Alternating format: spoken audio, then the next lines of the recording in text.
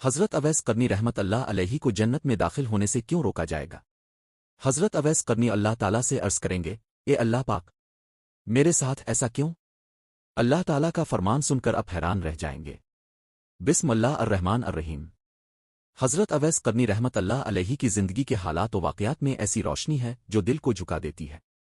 روایات میں آتا ہے کہ اب یمن کے قبیلہ قرن سے تعلق رکھتے تھے، نہایت سادہ زندگی گزارتے تھے۔ بکریاں چرانا اب کا معمول تھا، مگر دل ایسا آباد تھا کہ اللہ کی یاد سے کبھی خالی نہ ہوتا۔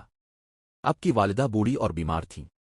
حضرت اویس قرنی نے اپنی پوری جوانی ان کی خدمت میں گزار دی، حتیٰ کہ ماں کے قدموں سے ہٹنا بھی گوارا نہ کیا۔ اسی خدمت کی وجہ سے اب مدینہ جا کر حضور نبی کریم کی زیارت نہ کر سکے، مگر دل ہر وقت حضور کی محبت سے بھرا رہتا تھا۔ ایک مشہور واقعہ بیان کیا جاتا ہے کہ جب غزو الفاہد میں حضور نبی کریم کے دندان مبارک شہید ہوئے تو حضرت اویس قرنی یمن میں تھے۔ کسی نے انہیں براہ راست خبر نہیں دی، مگر دل میں ایک بے چینی پیدا ہوئی۔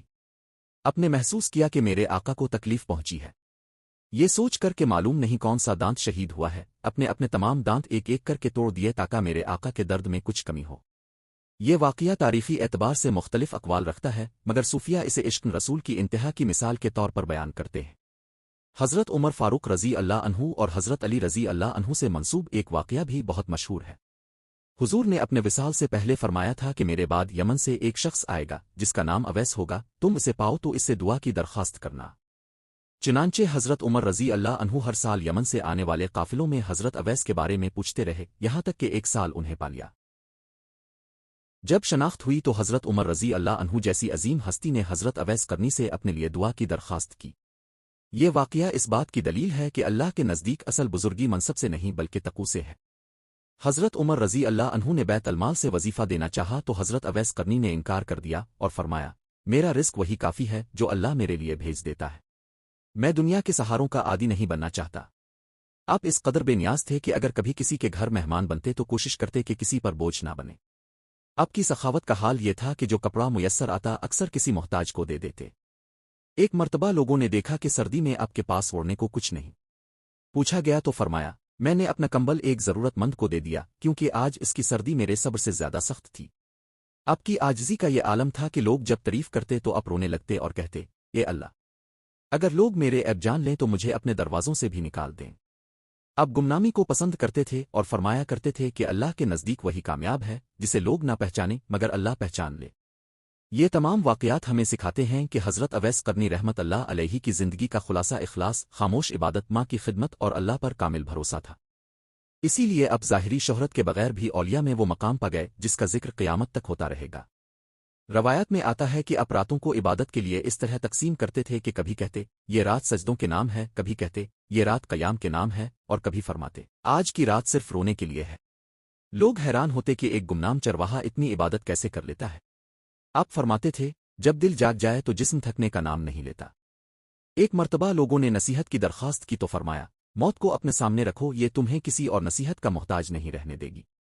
پھر فرمایا، لوگ تمہارے ظاہر کو دیکھتے ہیں اور اللہ تمہارے دل کو، اس لیے اپنے دل کی فکر کرو، لوگوں کی نہیں۔ اب جنازوں کے ساتھ جاتے تو بہت پیچھے رہتے۔ پوچھا گیا تو فرمایا، مجھے ڈر لگتا ہے کہیں لوگ مجھے نیک نہ سمجھ لیں، اس خوف سے پیچھے رہتا ہوں کہ میری کوئی عبادت ریا میں نہ بدل جائے۔ اب کا خوف خدا یہ تھا کہ جہنم کا ذکر سنتے تو بے ہوش ہو جاتے۔ ایک شخص نے کہا، آپ اتنا کیوں روتے ہیں؟ فرمایا، مجھے معلوم نہیں میرا انجام کیا ہوگا۔ اگر ایک قدم جنت میں رکھ کر بھی کہا جائے کہ واپس لوٹ جاؤ تو مجھے تعجب نہ ہوگا۔ کسی نے پوچھا، سب سے افضل عمل کیا ہے؟ فرمایا، ایسا دل رکھنا جس میں کسی مسلمان کے لیے کینہ نہ ہو۔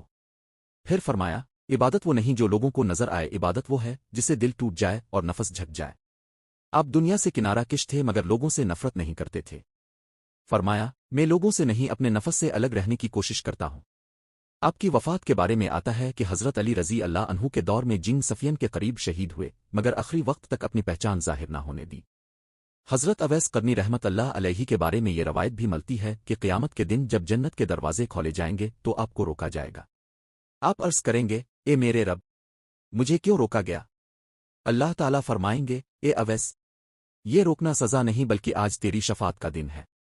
پھر اللہ تعالیٰ آپ کو حکم دیں گے کہ ان لوگوں کو تلاش کرو جن کے دلوں میں میرے لیے محبت ہے۔ آپ ان کی شفاعت کریں گے اور اللہ کے فضل سے بہت سے گناہگار جنت میں داخل ہو جائیں گے۔